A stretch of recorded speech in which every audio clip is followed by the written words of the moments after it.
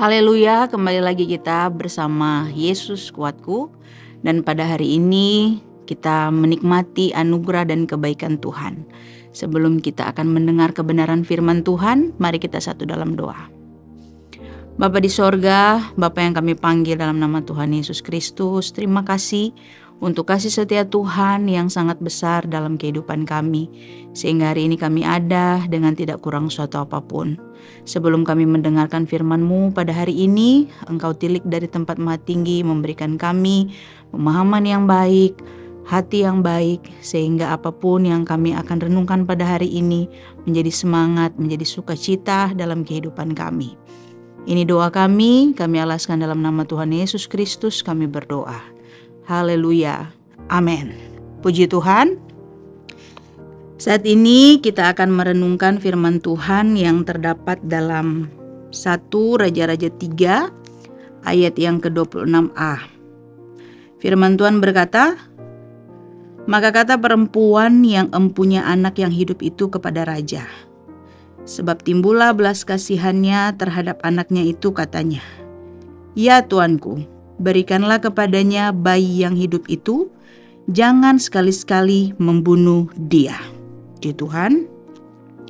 Kita lihat di sana satu kejadian di mana seorang raja yang diperhadapkan dengan dua orang ibu yang saling memperebutkan anak. Di dalam hal ini memang Tuhan memberikan hikmat kepada Salomo, tapi kita tidak melihat Salomo yang ada, tapi kita mau melihat tentang kasih ibu. Menjadi tema kita pada hari ini tentang kasih ibu. Ibu yang satunya akan rela memberikan anaknya kepada perempuan yang lain, sedangkan perempuan yang satu tidak rela. Artinya dia menghendaki bahwa bayi itu dibunuh. Dari setiap hal-hal yang kita lihat di sini, keadaan atau dari kisah ini kita belajar bahwa kasih seorang ibu itu yang pertama rela berkorban. Dia tidak akan pernah merasa bahwa anak yang dia miliki ini harus kehilangan nyawanya atau harus dibunuh.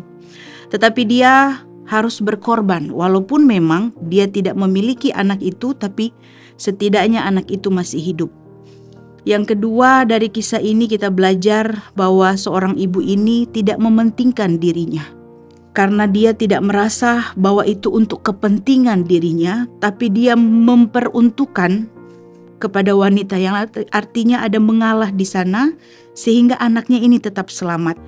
Tetapi kita lihat bahwa di ayat 21 dia katakan, "Ketika aku bangun pada waktu pagi untuk menyusui anakku, tampaklah anak itu sudah mati. Tapi ketika aku mengamat-amati dia pada waktu pagi itu, tampaklah bukan dia anak yang kulahirkan."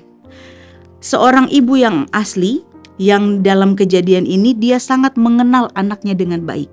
Dan pada ayat yang ke-26 itu, pada akhir dia katakan, "Ya tuanku, berikanlah kepadanya bayi yang hidup itu, jangan sekali-sekali membunuh dia." Seorang ibu mampu memberikan kehidupan yang baik bagi anak-anaknya.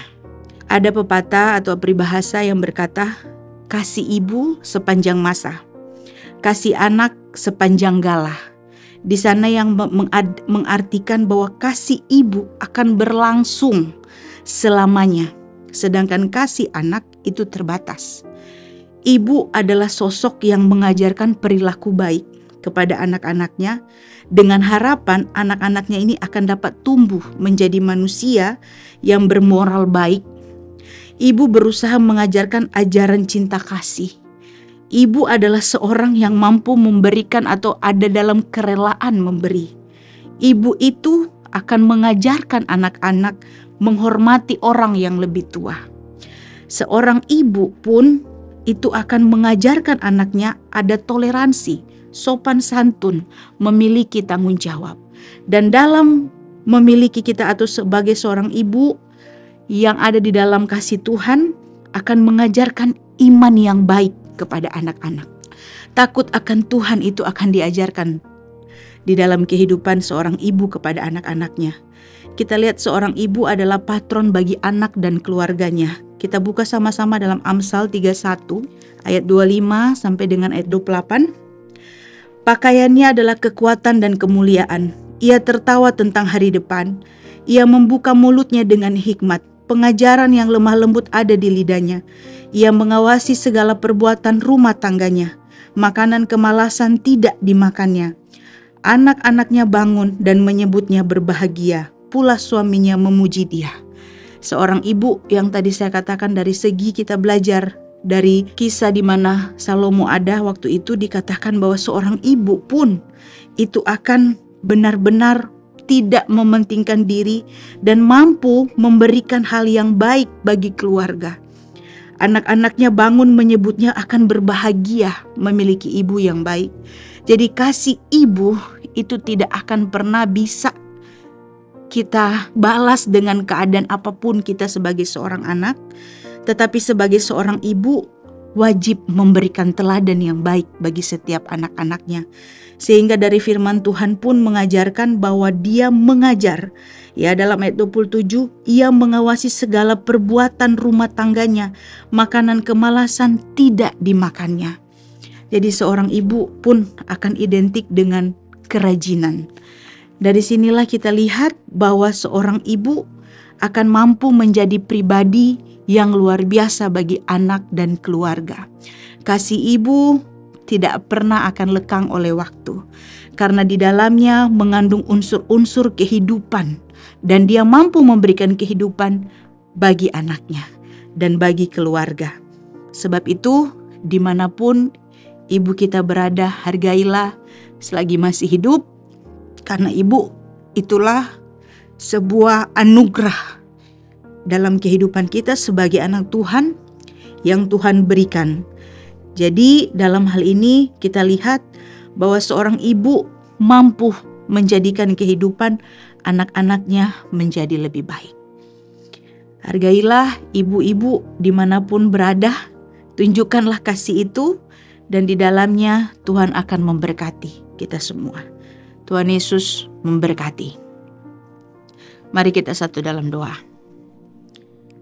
Terima kasih banyak Tuhan Yesus yang baik untuk setiap kasih dan kemurahan-Mu yang sudah menunjukkan kehidupan kami menjadi lebih baik ketika kami memiliki seorang ibu, menjadi anugerah dalam kehidupan kami. Sebab itu Tuhan, kiranya kasih ibu yang sudah kami nikmati sepanjang kehidupan kami menjadi contoh juga teladan kasih Tuhan dalam kehidupan kami yang tidak pernah lekang oleh waktu di dalam kehidupan kami.